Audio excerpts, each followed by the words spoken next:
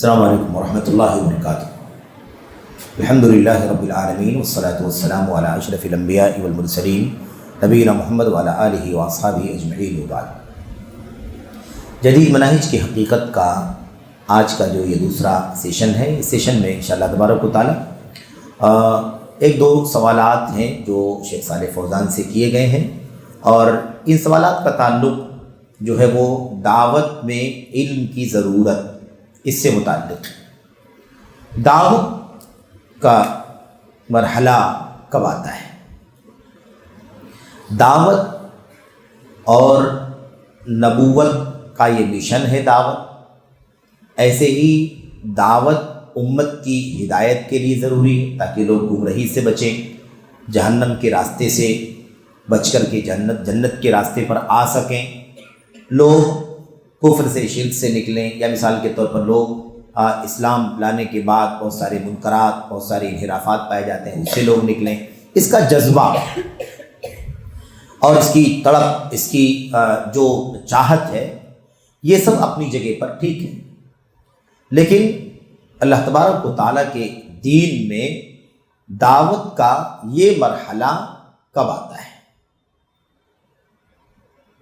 انبیاء علیہ السلام کی سیرت اگر ہم پڑھیں تو انبیاء کی سیرت ہمارے لیے اس سلسلے میں سب سے بڑا نمونہ ہے، کیونکہ انبیاء علیہ السلام کو اللہ تبارک و تعالیٰ نے قوموں میں بھیج کر کے قوموں کی رہنمائی فرمائی، اپنے بندگان کی رہنمائی فرمائی، انہیں بشیر نذیر بنا کر کے، مبشرین و منذرین، ڈرانے والا بنا کر کے، آگاہ کرنے والا، اور ایسے ہی بشارت سنانے والا، خوشخبری بنانے والا بنا کر کے بھیجا۔ تو یہ اس میدان کے سب سے اونچے آئیڈیل ہیں۔ اللہ کے نبی صلی اللہ علیہ وسلم نے فرما کے بارے میں آیا وَدَاعِيًا إِلَى اللَّهِ بِإِذْنِهِ وَسِرَاجًا مُنِيرًا إِنَّا أَرْسَلْنَاكَ شَاهِدًا وَمُبَشِّرًا وَنَذِيرًا وَدَاعِيًا إِلَى اللَّهِ بِإِذْنِهِ وَسِرَاجًا مُنِيرًا، ہم نے آپ کو اللہ تبارک و تعالیٰ کی طرف بلانے والا، داعی بنا کر کے بھیجا۔ اب یہ ہے دعوت۔ دعوت کے بارے میں عام طور پر ایک جذباتی رویہ پایا جاتا ہے۔ وہ جماعت جو جماعت تبلیغ اپنے آپ کو کہتی ہے، جن کو جماعت تبلیغ کے نام سے ہم لوگ بھی جانتے ہیں، ان کے یہاں بھی یہ معاملہ بہت تیزی کے ساتھ پھیلا ہوا ہے، چلتا ہے۔ ایک شخص جو بالکل دین اسلام سے نابلد ہے، حتیٰ کہ بالکل فرائض و واجبات بھی ڈھنگ سے نہیں جانتا ہے، ایمان کی بنیادی باتیں بھی نہیں جانتا ہے، اور ایمان کی بنیادی باتیں چونکہ وہاں بتائی بھی نہیں جاتی تو وہ تو کہاں سے جانیں گے وہ، لیکن جس کا وہ بات کرتے ہیں، نماز ہے، روزہ ہے، فضائل ہے نا ان کے، یا اور عبادات کے فضائل، زکوٰۃ، صدقات وغیرہ کے، تو فضائل کی حد تک کیا وہ صحیح اور ضعیف اور معتبر غیر معتبر، مستند غیر مستند باتیں ہیں، وہ سب چیزیں ان کے یہاں پائی جاتی ہیں۔ لیکن ظاہر ہے کہ ایک مسلمان کے لیے جو دین کے فرائض اور واجبات ہیں، عقیدے کے ساتھ ان تمام چیزوں کا علم حاصل کرنا ضروری ہے۔ یہ بھی نہیں جانتے ہیں وہ صحیح سے، لیکن وہ یہ جانتے ہیں کہ دعوت نبیوں والا کام ہے۔ دعوت کس کا کام ہے؟ نبیوں والا کام ہے۔ تو نبیوں والا کام ہے تو نبیوں والا مشن چلانے کے لیے، نبیوں کے مشن کو آگے بڑھانے کے لیے، نبیوں والا کام کرنے کے لیے ظاہر ہے کہ ہمیں نبیوں کی سیرت پڑھ کر کے جاننا ضروری ہے کہ نبیوں والا کام ہم کیسے کریں گے، نبیوں والا کام کیسے کیا جائے، اس کو جاننا بہت زیادہ ضروری ہے۔ کام ہی کرنا شروع کر دیں کہ نبی دعوت کا کام کرتے تھے، یہ نہ دیکھیں کہ نبی نے دعوت کا کام جو کیا وہ نبوت کے بعد کیا، تو ٹھیک ہے نبوت تو آج نہیں ملے گی کسی کو، نبوت کا سلسلہ بند ہو چکا ہے، لیکن نبوت جس کو اللہ تبارک و تعالیٰ دیتا تھا، جن کو دیا اللہ نے نبوت، انہیں اللہ تبارک و تعالیٰ نے وہ پورا سکھا دیا، وہ سورہ پورا کا پورا بتا دیا جو پہنچانا ہے، جس کی طرف بلانا ہے۔ یہ پہلے ہوا کہ نہیں ہوا ہے؟ یہ پہلے نہیں، یہ پہلے ہوا ہے کہ اللہ تعالیٰ نے نبی یعنی اللہ کی طرف سے خبر دیا جانے والا، جن کے پاس اللہ کی خبر آتی، جن کے پاس اللہ کا پیغام آتا ہے، جس کے پاس اللہ تبارک و تعالیٰ کی تعلیمات آتی، ہدایات آتی ہے کہ تو نبی اور رسول کا جو مشن ہے وہ ایک جذباتی مشن نہیں ہے، ایک اصولی مشن ہے۔ اللہ کی طرف سے علم ملا، اس کے بعد اس علم کو اس نبی نے یا نبیوں نے رسولوں نے اپنی اپنی امتوں تک، اپنی اپنی قوموں تک پہنچایا۔ تو یہ صرف اور صرف جذباتی مسئلہ نہیں ہے کہ ہم بھی لوگوں کو جہنم سے نکالنے کے لیے پریشان ہیں، ہم بھی لوگوں کو جنت کا راستہ دکھانے کے لیے پریشان ہیں، ہم بھی لوگوں کو حق بتانے کے لیے پریشان ہیں، بے چین۔ صرف بے چینی سے کام نہیں چلے گا، صرف جذباتی سے کام نہیں چلے گا۔ ظاہر ہے کہ ہمیں اس سے پہلے وہ سب چشمہ چاہیے، وہ خزانہ چاہیے، اس کا علم حاصل ہونا چاہیے جو ہم لوگوں کو بتا سکیں۔ فَاعْلَمْ أَنَّهُ لَا إِلَٰهَ إِلَّا اللَّهُ وَاسْتَغْفِرْ لِذَنبِكَ۔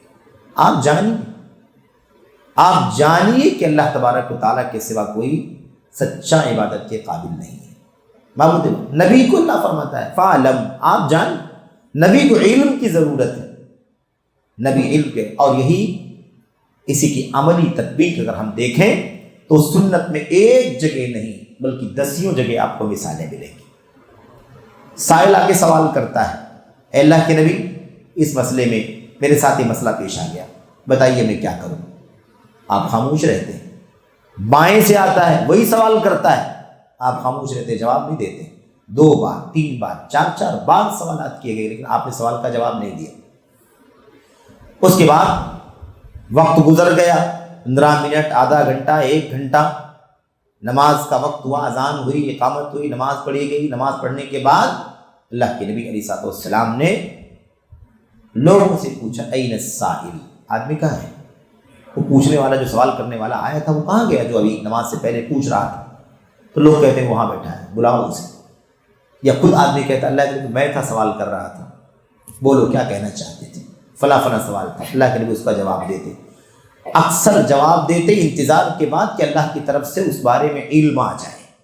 اور کئی جگہوں پر اللہ کے نبی نے بتایا کہ ابھی ابھی جبریل آئے تھے، مجھے اس کا جواب بتا گئے اور اب میں اسے تم تک پہنچا رہا ہوں۔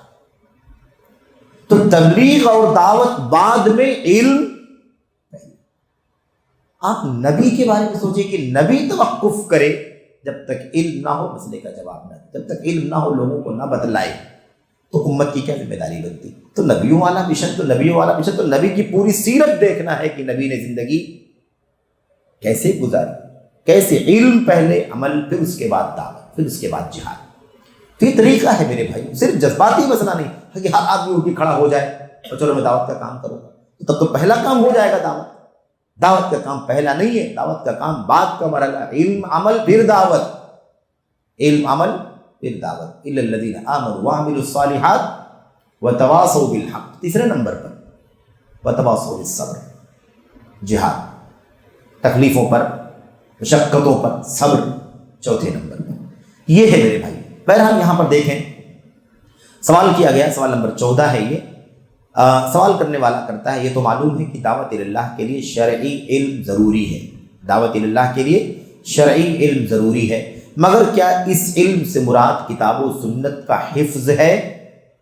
اور کیا مدارس اور جامعات میں پڑھایا جانے والا علم دعوت اللہ کے لیے کافی ہے؟ ایک دم گراؤنڈ کا سوال ہے کہ نہیں؟ ایک دم ہمارے میدان کا سوال ہے۔ شیخ صالح فوزان نے اس سوال کا جواب کیا دیا؟ علم کتاب و سنت کے، اچھا ایک بات اور رہ گئی، اس سے پہلے بات ابھی چل رہی تھی جو کہ یہ ماحول جو ان کے یہاں پایا جاتا ہے، نبیوں والا کام ہے، نبیوں والا کام ہے، تو یہ مسئلہ میرے بھائیوں ہمارے یہاں بھی وہیں سے شاید منتقل ہو رہا ہے۔ ہمارے بھی بہت سارے عزیز کہتے ہیں کہ یہ بہت اہم کام ہے، نبیوں والا کام ہے۔ بالکل، اس میں کوئی شک نہیں، نبیوں والا کام ہے، مقدس کام ہے، اور دعوت کا کام سب سے بہترین کام ہے۔ وَمَنْ أَحْسَنُ قَوْلًا مِّمَّنْ دَعَا إِلَى اللَّهِ کے اعتبار سے اس میں کوئی شک نہیں ہے، لیکن ظاہر سی بات ہے کہ ہمیں بھی انہی کے راستے پر نہیں چل پڑنا ہے۔ میرے بھائیوں، اگر وہ ایک دم صحیح ہوتے، اصولوں پر چلتے، تو پھر کیا اعتراض ہوتا ان کے اوپر؟ اعتراض کی بات ہی نہیں تھی۔ دعوت سے کہاں کس کو اعتراض ہے؟ لیکن انہوں نے جو اصولوں کو الٹ پلٹ دیا ہے، سب دعوت ہی کے لیے نکلتے ہیں، علم کے لیے نکلنے والے نہیں رہتے۔ کہتے ہیں کہ نکلے ہیں اللہ کی راہ میں۔ اب اللہ کی راہ میں نکلتے ہیں، جس کو دیکھو، پہلا شخص جس کو اٹھایا کسی دکان سے بلا کر کے، چلو جماعت جا رہی ہے آپ کے، ہمارے ساتھ میں آپ چلیے، آپ 10 دن کے لیے نکلیے، 2 دن، جو بھی ہے ان کا نظام، 3 دن کے لیے، ہفتے بھر کے لیے، اس کو ساتھ میں لے کر کے آتے ہیں۔ وہ پہلی بار میرے بھائیوں کبھی دین کے نام پر کسی جگہ نکل کر کے گیا ہے، چل کر کے گیا مقامی طور پر یا باہر گیا ہے، اور اسے کہتے ہیں کہ چلو تمہیں اردو پڑھنی آتی ہے، چلو یہ کتاب پڑھ کر کے لوگوں کو سناؤ، یا وہ کسی کو بولنا آتا ہے تو وہ اسے کھڑا کر دیا جاتا ہے، چلیے آپ بولیے، لوگوں کو سمجھائیں۔ میرے بھائیوں، یہ کام کیسے درست ہو سکتا ہے؟ اسے تو پہلا کام یہ تھا کہ وہ علم حاصل کرتا، سیکھتا، اسے تو مبادی بھی نہیں معلوم ہے، اسے تو جڑ بھی نہیں معلوم ہے، اور اسے سمجھانے کے لیے، بتانے کے لیے، نصیحت کرنے کے لیے کھڑا کر دیا گیا، اس لیے کہ وہ اردو پڑھ سکتا ہے یا اردو بول سکتا ہے یا بولنے کی ہمت کر سکتا ہے، لوگوں کے سامنے کھڑے ہو سکتا ہے، کیونکہ ہر آدمی اس کا بھی عادت عادی نہیں ہوتا ہے، وہ بھی نہیں کھڑا ہو سکتا ہے۔ تو یہ کس قدر خطرناک بات ہے، کتنی سنگین بات ہے کہ علم کے لیے نکلنے سے اچھا، علم کے لیے سفر سے اچھا کوئی سفر نہیں ہے۔ من سلک طریقا یلتمس فیہ علما سہل اللہ لہ بہ طریقا الی الجنہ۔ دنیا آج دعوت کی بات تو کرتی ہے کہ دعوت کا مشن، دعوت کا مشن، دعوت کا مشن، دعوت کے لیے نکلو، یہ کرو وہ کرو، لیکن یہ نہیں سمجھتے ہیں کہ اس سے کہیں زیادہ، اور آپ کو بتا دوں، علم حاصل کرنا، اس پر عمل کرنا تو ضروری ہے سب کے لیے، ایک بھی فرد امت میں ایسا نہیں ہے جس پر یہ واجب نہ ہو۔ کیا؟ علم حاصل کرنا اور اس کے مطابق عمل کرنا۔ دعوت دینا کیا سب کے لیے ضروری ہے؟ ایک آدمی علم حاصل کرے، اس کے مطابق زندگی گزارے، عمل کرے، دعوت نہ دے، کوئی مسئلہ نہیں، کوئی مسئلہ ہے؟ کوئی مسئلہ نہیں۔ دعوت کا کام الگ کام ہے۔ وَلْتَكُن مِّنكُمْ طَائِفَةٌ، کیا ہے نا وہ، أُمَّةٌ يَدْعُونَ إِلَى الْخَيْرِ، ایک جماعت جو اتنا علم حاصل کرے کہ لوگوں کو دعوت بھی دے، ورنہ آدمی اپنی زندگی گزارنے کے لیے حلال حرام، جائز ناجائز، عبادات، معاملات، موٹی چیزیں اتنا اس کو جاننا ہے جس کے مطابق وہ زندگی میں عمل کر سکے۔ تو اب ہر آدمی دعوت کی بات کرتا ہے، جبکہ علم کی راہ، علم کا کام سب کے لیے ضروری ہے، خواہ وہ آگے دعوت کا کام کرے یا نہ کرے، اس لائق ہو سکے یا نہ ہو سکے، لیکن علم اور اس کے مطابق عمل تو ضروری ہے ہر آدمی کی۔ تو یہ دعوت کی سے متعلق جتنی آیتیں حدیثیں ہیں، اس سے کئی گنا آیتیں حدیثیں علم اور طلب علم کی ترغیب کے سلسلے میں ہیں، لیکن دعوت کی باتیں تو لوگ کرتے ہیں، علم کی باتیں نہیں کرتے۔ جتنی محنت جماعت تبلیغ کے لوگ دعوت کے نام پر کرتے ہیں، اگر اس کا عشر عشیر، اگر واقعی علم کی راہ میں یہ نکلتے، علماء کے سامنے بیٹھ کر کے علم حاصل کرتے، تو شاید یہ دھبا ان سے ختم ہو جاتا یا کم ہو جاتا کہ جہالت پر چلنے والی یہ جماعت ہے، یا جہالت کی بنیاد پر دعوت کا کام کرنے والے اکثر لوگوں کا یہ حال ہے کہ وہ بغیر علم کے دعوت کا کام کر رہے ہیں۔ تو یہ بہت بڑا المیہ ہے میرے بھائی، اور اللہ کے نبی علیہ الصلوۃ والسلام نے، اللہ کے نبی علیہ الصلوۃ والسلام کی حدیثوں پر ایک نظر ڈال کر کے دیکھو، یہ دونوں پہلو خاص طور پر جو علم اور دعوت کا ٹکراؤ ہے نا، اس ٹکراؤ کو سمجھیں۔ اللہ کے نبی کی حدیث میں پیشین گوئی، علم اٹھا لیا جائے گا، جہالت پھیل جائے گی، یرفع العلم ویفش الجہل، یا یقل العلم ویکثر الجہل، علم کم ہو جائے گا، جہالت بڑھ جائے گی، یا علم اٹھا لیا جائے گا، جہالت پھیلے گی۔ یہ اللہ کے نبی کی پیشین گوئی قرب قیامت ہے کہ نہیں؟ اور دوسری طرف بغیر علم کے لوگ یا سماج اور معاشرے کے معمولی قسم کے لوگ، نادان قسم کے لوگ دعوت کا اسٹیج اور میدان پکڑ کر کے قیامت سے پہلے سب سے زیادہ آگے بڑھنے کی کوشش کریں گے۔ یہ بھی پیشین گوئی نبی کی۔ کیا پیغام ہے اس کے اندر؟ سمجھنے کی ضرورت ہے کہ نہیں سمجھنے کی ضرورت ہے؟ جس نبی نے مستقبل کی پیشین گوئی کے بارے میں یہ فرمایا کہ علم کم ہو جائے گا، جہالت پھیل جائے گی، اسی نبی نے یہ فرمایا کہ قرب قیامت ایسے لوگ بھی دین اور دعوت کے نام پر بات کریں گے جو علم سے وابستہ نہیں ہوں گے۔ وَيَنْطِقُ فِيهِ الرُّوَيْبِضَةُ، رویبضہ بات کرے گا۔ السفیہ یتکلم فی امر العام، بیوقوف نادان آدمی امت کی گائیڈ کرے گا۔ الاحمق، کہیں اللہ کے نبی نے فرمایا الفاسق، الفویسق یتکلم فی امر العام، فاسق بدعمل آدمی، مثال کے طور پر۔ کہنے کا مطلب کیا ہے؟ کہنے کا مطلب یہ ہے کہ دونوں مسئلے کو سمجھنا ہے کہ علم کے پیچھے بھاگو، علم کی کوشش کرو، کیونکہ یہ کم ہوگا۔ دعوت کے نام پر تو بڑے بڑے لوگ بھاگیں گے، ایسے لوگ بھی بھاگیں گے جو علم کے میدان سے دور ہوں گے، علم سے نابلد ہوں گے، ایسے لوگ بھی میدان میں اسٹیج پکڑیں گے۔ تو یہ بڑا مسئلہ ہے۔ تو گویا کہ بغیر علم کے دعوت دینے والے، آگے بڑھنے والے، دین کا کام کرنے والے بڑی تعداد میں آگے آئیں گے، یہ بھی پیشین گوئی نبی کی، اور علم حاصل کرنے والوں کی کمی ہو جائے گی، یہ بھی نبی کی پیشین گوئی ہے۔ بات کو سمجھنے کی ضرورت ہے، یہ کوئی نیوز نہیں جو اللہ کے نبی نے سنائی ہے، یہ امت کی حالت زار ہے، امت کی صورت حال ہے، اس پر غور کرنے کی ضرورت ہے۔ علم سے جڑو، علم سے، علم اور عمل کر کے اگر فارغ ہو جائیں گے، ہم عمل دعوت نہیں بھی دیں گے، اللہ ہم سے نہیں پوچھے گا، جو اس کے اہل ہیں اللہ ان سے پوچھے، جو اس مشن پر چلے وہی کام کریں۔ بقیہ جو بات حق کی مل گئی بتا دیا، اس میں کوئی انکار نہیں، جتنا صحیح بات معلوم ہو اتنا بتاؤ، علم کی روشنی میں پتا ہو، واقعی پتا ہو کیا ہے۔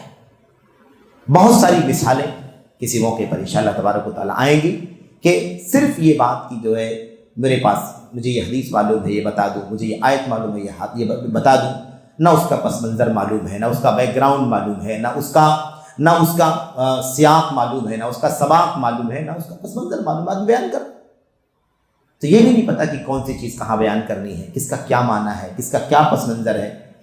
تو میرے بھائیوں ایسا نہیں ممکن ہے، یہ بہت زیادہ ضروری ہے کہ آدمی کیا کرے، علم کا راستہ پکڑے، علم حاصل ہو جائے گا تو اس پر عمل بھی کرے، پھر اس کے بعد پھیلائے اللہ تبارک و تعالیٰ کی بندوں تک، کوئی مسئلہ نہیں۔ لیکن دیکھا ہی جاتا ہے کہ اللہ کے نبی نے فرمایا نا کہ یخون فیہ الامین ویؤتمن فیہ الخائن، امانت دار کو خائن، خائن کو امانت دار، ہے کہ نہیں، سچے کو جھوٹا، جھوٹے کو سچا، یہ ماحول بنتا جا رہا ہے۔ یہ کس پس منظر میں ہے؟ اس کا پس منظر کیا ہے؟ ابن مسعود رضی اللہ تعالیٰ عنہ کی وہ بات، آپ کو جو قول ہے نا، اس قول میں اس بات کو سمجھایا گیا ہے۔ آپ دیکھیے ابن مسعود رضی اللہ تعالیٰ عنہ نے فرمایا تھا کہ آپ نے کہا تھا کہ جتنے بھی دن آگے آ رہے ہیں پہلے والے دن سے بدتر ہوں گے، جو دن آگے آنے والا ہے وہ پہلے والے دن سے بدتر ہے۔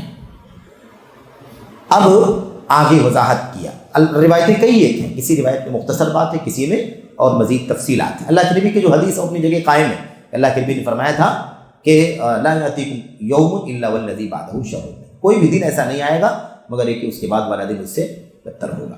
ابن مسعود رضی اللہ تعالیٰ عنہ نے کہا کہ میں یہ نہیں کہنا چاہتا ہوں، جو میں کہہ رہا ہوں کہ ہر آنے والا دن پہلے سے برا ہوگا، کوئی اس کا معنی یہ نہ سمجھے کہ پہلے والا دن زیادہ شاداب ہے اور آنے والا دن شاداب نہیں ہوگا، پہلے والا سال زیادہ مال و دولت والا سال ہے، آنے والا دن مال و دولت کے اعتبار سے برا ہوگا۔ میں یہ نہیں کہنا چاہتا ہوں کہ پہلے والے دن میں امیر اور ذمہ دار بہت اچھے ہوں گے اور بعد میں آنے والے دن میں امیر اور ذمہ دار برے ہوں گے، یہ نہیں کہنا چاہتا ہوں۔ میں صرف علم کے نقطے پر بات کر رہا ہوں، اس اعتبار سے کہہ رہا ہوں کہ ہر آنے والا دن پہلے سے وضاحت کیا انہوں نے۔ علماء آپس میں گفتگو، آپ علماء کی مطلب چھان بین چلنے لگی کہ ابن مسعود کہنا کیا چاہتے ہیں۔ ابن مسعود رضی اللہ تعالیٰ عنہ کے دوسرے اقوال سے اس کی وضاحت ہو گئی کہ ابن مسعود یہ کہنا چاہتے ہیں کہ علم کے معاملے میں ہر آنے والا دن پہلے سے کیا ہوگا۔ تو بہرحال علم بہت بنیادی چیز ہے، علم، اس کے بعد عمل اور پھر دعوت۔ تو یہ سوال کیا گیا ہے، سوال کا جواب، سوال وہی تھا، معلوم ہے کہ دعوت اللہ کے لیے شرعی علم ضروری ہے، مگر کیا اس علم سے مراد کتاب و سنت کا حفظ ہے، اور کیا مدارس اور جامعات میں پڑھایا جانے والا علم دعوت اللہ کے لیے کافی؟ جواب، علم کتاب و سنت کے نصوص کو یاد کرنے اور ان کے معانی کو سمجھنے کا نام ہے۔ شیخ صالح فوزان کا یہ جملہ ایک ہی جملہ، پہلا ہی جملہ ہے نہیں، علم کتاب و سنت کے نصوص کو یاد کرنے اور ان کے معانی کو سمجھنے کا نام ہے، لہذا صرف نصوص کو ازبر کر لینا کافی نہیں، یعنی اتنا کافی نہیں کہ انسان صرف قرآن و حدیث کے نصوص حفظ کر لے، یعنی جو ٹیکسٹ ہے وہ کیا کرے، بائی ہارٹ کر لے، بلکہ ان کے صحیح معانی کی معرفت حاصل کرنا بھی ضروری ہے۔ معانی کے فہم یعنی معانی کو سمجھے بغیر محض نصوص کو حفظ کر لینے سے دعوت اللہ کی اہلیت نہیں ہو سکتی، اتنا کافی ہے سمجھنے کے لیے۔ بقیہ باتیں بھی شاید آگے اور بھی شیخ صالح صاحب نے اور بھی مزید بات کہی۔ اب آپ دیکھیں، کتاب و سنت کے نصوص کو یاد کرنے اور ان کے معنی کو سمجھنے کا نام ہے۔ میدان میں جو لوگ دعوت کا کام کر رہے ہیں، ہے نا، جو لوگ میدان میں مدارس کے پڑھے مدارس میں جو پڑھتے ہیں جامعات میں طلبہ، ان کے بارے میں جو جواب ہے وہ آگے والے پیراگراف میں، اگلے والے پیراگراف میں وہ بات آ رہی ہے۔ یہاں پر شرعی علم ضروری ہے، لیکن علم سے مراد کیا ہے، یہ سوال کیا گیا تھا، اس کے جواب میں بات انہوں نے کہی۔ تو علم کس کا نام ہے؟ کتاب و سنت کے نصوص کو یاد ہونا چاہیے۔ اب میں یہ کہتا ہوں میرے بھائیوں، اپنے بڑوں کی رہنمائی کی روشنی میں ہم کہتے ہیں یہ بات کہ آپ بتائیے کہ آج دعوت کے نام پر سب سے زیادہ جو شہرت یافتہ لوگ ہیں میڈیا کے اعتبار سے، ان میں سے ایک بڑی تعداد ایسی ہے جن کو قرآن کریم ناظرہ بھی صحیح سے پڑھنا نہیں آتا ہے۔ مبالغہ نہیں ہے، اگر آپ شواہد پڑھیں گے تو حیران ہو جائیں گے۔ کسی آیت میں کبھی آدمی پڑھتا ہے اور کہیں کوئی چوک ہو جاتی ہے انسانی، وہ ایک الگ چیز ہے، لیکن ایک آدمی کو قرآن کریم کی آیت کریمہ پڑھنا نہ آتا ہو، غلط سلط آیتیں پڑھتا ہو، مثال کے طور پر غلط سلط حدیثوں کے الفاظ کوٹ کرتا ہو، اس کے معنی اپنے حساب سے نکال لیتا ہو، تو آپ سوچئے کہ کتاب و سنت کو یاد کرنے اور ان کے معنی کو سمجھنے کا نام ہے۔ اب قرآن و سنت کے معنی کو سمجھنے کے لیے عربی زبان آنا چاہیے کہ نہیں آنا چاہیے؟ آخر بغیر عربی سمجھے ہوئے کیسے قرآن و سنت کے معنی کو سمجھے گا؟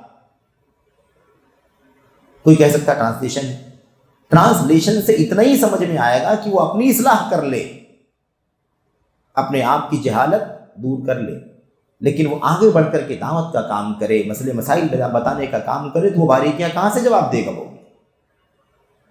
کیونکہ اس کو نہیں معلوم عربی زبان میں لفظ کیا ہے، قرآن کی آیت کا لفظ کیا ہے، اس کا مدلول کیا ہے، اس کا روٹ کیا ہے، اس کی اصل معنی کیا ہے، اس کی تفسیر میں کون کون سی باتیں بیان کی، نہیں معلوم اسے۔ تو یہ غلطیاں اسی لیے بہت خطرناک ہوتی ہیں، اور اس کی بہت ساری مثالیں بھی ہیں کہ لوگ کس طرح سے غلطیاں کرتے ہیں۔ اچھا، ایک آدمی صرف نصوص یاد کر لے، جیسے مثال کے طور پر حافظ قرآن ہو یا کوئی حافظ حدیث ہو، اس کا مطلب یہ ہے کہ وہ بھی دعوت کا کام کرنے کے لائق علم نہیں رکھتا، کیونکہ صرف نصوص کو کوٹ کر کے، صرف نصوص کو بائی ہارٹ کر کے وہ کیسے پیش کرے گا؟ اس کا معنی تو معلوم ہی نہیں ہے اسے۔ اس لیے یاد رکھیں کہ جو لوگ دین کے عالم نہیں ہیں، دین کی زبان نہیں جانتے، دین کے علوم شریعت نہیں پڑھے ہوئے ہیں، وہ حافظ جی بھی صرف رہیں گے تب بھی دین کا کام نہیں کر سکتے۔ اس میں کوئی توہین کی بات نہیں ہے میرے بھائیوں، بہت موٹی بات ہے۔ ہم اگر دین کے طالب علم ہیں تو دین کے طالب علم کی بات کرتے ہیں، اس کے علاوہ کسی اور میدان میں ہمارے لیے کام کرنا جائز نہیں ہے۔ میڈیکل نہیں جانتے، طب نہیں جانتے، سائنس نہیں جانتے، جغرافی نہیں جانتے، اس میں اگر ہم کام کرتے ہیں تو ظلم کرتے ہیں۔ سمجھ رہے ہیں کہ نہیں سمجھ رہے؟ بہت موٹی سی بات، بہت واضح سی بات ہے، ہم غلط کر رہے ہیں کیونکہ ہمارا میدان نہیں، ہمیں اس کا علم نہیں۔ معمولی سرسری علم تو سب کے پاس ہے، تو اس سے ایک آدمی میدان کا داعی بن کر کے کام کرے، یہ بہت مشکل کام ہے۔ اور جو بلغوا انی ولو آیا والی جو بات اکثر پیش کرتے ہیں ہمارے بھائی، اس کو سمجھنے کی ضرورت ہے۔ اس میں اتنی سی بات ہے کہ آپ کو وہ چیز جو آپ کو معلوم ہے اور معلوم ہے اس سلسلے میں آپ یہی کریں کہ آپ اس کو ویسے ہی پہنچا دیں۔ اس سے اتنا ہی ثابت ہوتا ہے کہ جس کی جتنی تیاری، مثال آج بہت سارے جو کام کر رہے ہیں دعوت کے میدان میں، علماء نہیں مثال کے طور پر، وہ کام کر رہے ہیں، تو اگر وہ ایک مضمون پر تیاری کرتے ہیں، پڑھتے ہیں، اس کو تیار کرتے ہیں، طرح ٹرانسلیشن دیکھتے ہیں، شرح دیکھتے ہیں، اور علماء سے رہنمائی لے کے، تو جتنا آپ نے پایا ہے اتنا آپ پہنچائیے نا، مسئلہ ہے۔ جتنا آپ کے پاس ہے اتنا آپ کیا کریں؟ پہنچا دیں۔ لیکن مسئلہ یہی ہے کہ جتنا رہتا ہے اس کا 10 گنا لوگ پہنچانے کی کوشش کرتے ہیں، 20 گنا پہنچانے کی کوشش کرتے ہیں، وہ ٹھہرتے نہیں ہیں جتنا معلوم ہے۔ مسئلہ یہ پیچیدہ ہے، اور ہم نے شروع میں بھی کہا ہے، اس سے پہلے بھی ذکر کیا ہے میرے بھائیوں ساتھیوں، کہ لوگ جو ہے نا اس سلسلے میں حقائق کے خلاف بات کرتے ہیں۔ لوگ کہتے ہیں کہ ہم اپنی طرف سے کوئی بات نہیں بولتے، علماء کی باتیں ہم امت تک پہنچاتے ہیں، جبکہ ایک نہیں 20 مسائل، 20 باتیں ایسی ہیں جو امت میں کسی عالم کا فتویٰ نہیں ہے، لیکن لوگ اس کو بیان کر رہے ہیں اور کہتے ہیں ہم علماء کا حوالہ نقل کرتے ہیں۔ علماء کی باتیں نقل کرنے کے لیے بھی مسئلے مسائل میں فتاوے کے اندر بہت زیادہ گہرے علم اور بصیرت کی ضرورت ہے، کیونکہ کتنے مسائل میں، کتنے فتاووں میں آدمی سمجھتا ہے کہ یہ مسئلہ، یہ فتویٰ ہمارے مسئلے کے لیے، جبکہ وہ فتویٰ اس مسئلے کے لیے نہیں ہوتا ہے، اس کا محل الگ ہے، اس کی جگہ الگ ہے، اس کا پس منظر الگ ہے۔ بہرحال پڑھ لیں اس کو۔ کیا کہتے ہیں کہ صرف نصوص کو ازبر کر لینا کافی نہیں ہے، یعنی اتنا کافی نہیں ہے کہ انسان صرف قرآن و حدیث کے نصوص حفظ کر لے، بلکہ ان کے صحیح معنی کی معرفت حاصل کرنا بھی ضروری ہے۔ آپ سوچیں کن سے بات ہو رہی ہے؟ یہ عرب میں بات ہو رہی ہے، سعودی عرب میں، ریاض میں ہوگی بات، یا طائف میں ہوگی بات، یا مکہ مدینہ میں وغیرہ بات ہوگی، شماسیہ میں بات ہوگی۔ یہی 4-5 جگہ ہیں جہاں شیخ صالح فوزان کا خاص طور پر رہنا سہنا ہوا ہے۔ آپ یہ عرب کے لوگوں سے کہہ رہے ہیں جو عربی زبان سمجھتے ہیں، قرآن سمجھتے ہیں کہ نہیں سمجھتے ہیں، وہ حدیث ان کی زبان ہے کہ نہیں، ان سے آپ کیا کہہ رہے ہیں؟ اتنا کافی نہیں ہے کہ صرف نصوص حفظ کر لے، بلکہ ان کے صحیح معنی کی معرفت حاصل کرنا بھی ضروری ہے۔ اس کا مطلب کہ قرآن پڑھ کر کے خالی سناتا جائے، حدیث پڑھ کے سناتا جائے، تب بھی وہ معنی صحیح اس کا جو مفہوم ہے، اس کا جو تقاضا ہے وہ جان لینا ضروری، ورنہ کیا بولنے کی ضرورت تھی کہ اس کے معنی سمجھنا ضروری۔ عربی میں اس کا مطلب یہ نکلتا ہے کہ خالی عربی میں اگر کوئی جانتا ہے، عربی جانتا ہے اور عربی میں کتاب و سنت ہے، تب بھی یہ کافی نہیں ہے، اس کو سمجھنے کے لیے مزید علوم شریعت کی ضرورت ہے۔ تو اگر ایک آدمی عربی بھی نہ جانتا ہو تو آپ بتائیے کہ اس کو کتنا علم حاصل کرنا پڑے گا؟ یہ پیچیدہ مسئلہ ہے میرے بھائی۔ تو ان سے کہہ رہے ہیں معانی کے فہم کے بغیر محض نصوص کو یعنی ٹیکسٹ کو حفظ کر لینے سے دعوت اللہ کی اہلیت نہیں ہو سکتی، دعوت اللہ کی اہلیت نہیں ہو سکتی۔ تو وہ ہے کہ دعوت کا کام کرنے کے لیے قرآن کی آیتیں عربی میں ہیں، لیکن قرآن کی آیتیں جو عربی میں ہیں ان کا معنی بھی ہمیں عربوں کے لیے بھی عربی میں اس کا معنی معلوم ہونا چاہیے کہ اللہ کا کلام کیا کہتا ہے۔ اللہ کے نبی کی حدیثیں عربی میں ہیں، لیکن عربوں کے لیے بھی ان حدیثوں کا معنی ہمیں معلوم ہونا چاہیے تاکہ ہم ان کو عربی میں سمجھا سکیں۔ تو صرف عربی قرآن پڑھنے سے دعوت کا کام نہیں ہو سکتا، صرف عربی آیتیں حدیثیں پڑھ کر کے بھی دعوت کا کام نہیں ہو سکتا، اس کے معنی کا جاننا ضروری ہے۔ تو یہ ان کے لیے ضروری، تو ہمارے لیے کتنا ضروری ہوگا جو ہماری زبان عربی نہیں ہے، ہم دوسری زبانوں کے لوگ ہیں، دوسرے بیک گراؤنڈ کے لوگ۔ یہ ہوگی بات پہلے والے سوال کی، پہلے والے جز کی۔ اس کے بعد جو مدارس کے بارے میں سوال کیا گیا تھا، یہ نا کہ کیا مدارس اور جامعات میں پڑھایا جانے والا علم دعوت اللہ کے لیے کافی ہے؟ اس کا جواب شیخ صالح فوزان دیتے ہیں، کہتے ہیں رہا مسئلہ مدارس میں پڑھائے جانے والے علم کا، مدارس میں پڑھائے جانے والے علم کا، تو اگر اس میں نصوص کا حفظ یعنی ٹیکسٹ، نصوص مطلب ٹیکسٹ، اس کا حفظ اور ان کے معنی کا فہم دونوں ہو تو کافی ہے۔ دونوں یعنی عربی قرآن سنت کی عربی بھی یاد ہو، ٹیکسٹ بھی، اور اس کے معنی بھی ہو، معنی کا فہم بھی ہو، تو یہ کافی ہے۔ لیکن اگر معنی کے فہم کے بغیر، معنی کے فہم سمجھ کے بغیر صرف نصوص کا حفظ ہو، ٹیکسٹ کا حفظ ہو، تو اس سے دعوت اللہ کی اہلیت نہیں ہوتی، دعوت اللہ کے قابل آدمی نہیں ہوتا، کیونکہ اس کو قرآن ٹیکسٹ یاد ہے، حدیثیں اس کو یاد ہیں، لیکن وہ داعی نہیں ہو سکتا، نصوص کا ازبر کرنے والا۔ البتہ ایسے آدمی کے لیے اتنا ممکن ہے کہ حفظ کردہ، یاد کردہ نصوص دیگر لوگوں کو یاد کرائے۔ قرآن کا حافظ ہے، دوسرے لوگوں کو قرآن یاد کرائے، اس کو حدیثیں یاد ہیں، دوسرے لوگوں کو حدیثیں یاد کرائے۔ اور جو کتابیں عقیدے کی کتابیں ہیں، ہے نا، بلاغت کی کتابیں ہیں، اور قواعد کی کتابیں ہیں، تجوید کی کتابیں ہیں، جو اشعار میں ہیں مثال کے طور پر، جو بھی اور بھی جو ٹیکسٹ کی کتابیں، ان کو بھی ایسے بھی بہت سارے الحمدللہ طلبہ موجود ہیں عرب کے اندر جن کو قرآن بھی یاد ہے، حدیث کی بہت ساری کتابیں یاد ہیں، علماء کی بہت ساری کتابیں ان کو یاد ہیں سلف کی۔ تو وہ کہتے ہیں کہ وہ کیا کرے اس کے، البتہ ایسے آدمی کے لیے اتنا ممکن ہے کہ حفظ کردہ یاد کیے ہوئے نصوص کو دیگر لوگوں کو یاد کرائے اور معانی کی شرح کیے بغیر انہیں سکھائے اور پڑھ کر سنائے۔ اس میں کوئی اعتراض ہے؟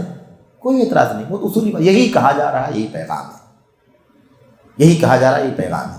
جتنے ہمارے بھائی اس بات پر بزد ہیں بلغوا عنی ولو آیا والی بات لے کر کے، انہیں اسی بات کو سمجھ لینا چاہیے کہ بھائی جتنا انہیں صحیح علم اتنا ہی پھیلائیں، اس میں کوئی اعتراض نہیں، لیکن دائی بن جائیں، خطیب بن جائیں، مقرر بن جائیں، لیکچرر بن جائیں، مستقل وہی کام بنا لیں، تو یہ تو بلغوا عنی ولو آیا کے خلاف ہے۔ یہ تو علماء کا کام ہے مستقل، جن کا وہی اوڑھنا بچھونا ہے، سمجھ رہے ہیں نا؟ تو جیسے مثال کے طور پر ایک باپ ہے، باپ کو معلوم ہے کہ نماز فرض ہے، پڑھنی چاہیے، جھوٹ حرام ہے، مثال کے طور پر اپنے بچوں کو کہتا ہے بیٹے نماز کے لیے تم کو اٹھنا ہے، نماز کے لیے تم کو جانا ہے، جھوٹ تم نے کیوں بولا؟ یہ ہے تبلیغوا عنی ولو آیا، یہ کیا ہے؟ بلغوا عنی ولو آیا۔ لیکن اگر وہ مطلب اسٹیج پہ کھڑا ہو جائے، ممبر پہ آئے، تقریر کرے، خطبہ دے، درس دے، تو بلغوا عنی ولو آیا میں آئے گا؟ یہ نہیں آئے گا۔ اس لیے فرق کرو دونوں کے اندر۔ باتیں استدلال بلغوا عنی ولو آیا سے ہمارے عزیز کرتے ہیں، اور استدلال کر کے جو ثابت کرنا چاہتے ہیں وہ بلغوا انی ولو آیا سے باہر ہے. یہ اصل کام ہے. دونوں چیزوں میں فرق کرنا ضروری ہے.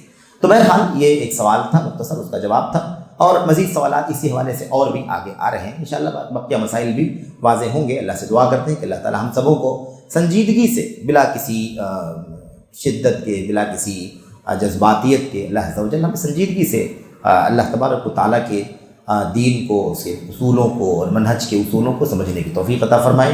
آمین رب العالمین. صلی اللہ علیہ وسلم وبارک علی نبینا محمد وعلی آلہ وصحبہ اجمعین. السلام علیکم ورحمۃ اللہ وبرکاتہ.